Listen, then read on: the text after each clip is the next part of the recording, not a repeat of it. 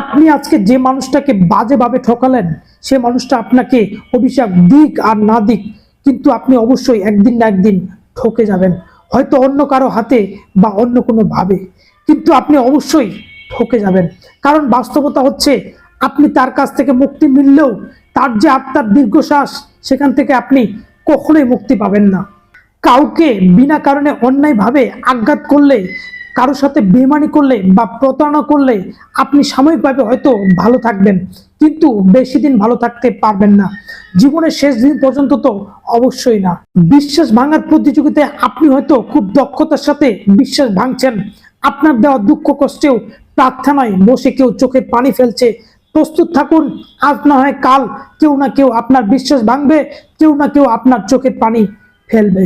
অন্যের দুর্বলতা, সরলতা কিংবা ভালোবাসার সুযোগ নিয়ে আপনি যা যা অন্যায় করবেন, গোলাকার এই পৃথিবীতে ঘুরে ফিরে সবটাই আপনার কাছে ফিরে আসবে, শুধুমাত্র সময়ের অপেক্ষা। জানেন তো, ইংরেজিতে একটা কথা আছে, রিভেঞ্জ অফ নেচার, বাংলায় যাকে প্রকৃতির প্রতিশোধ বলে।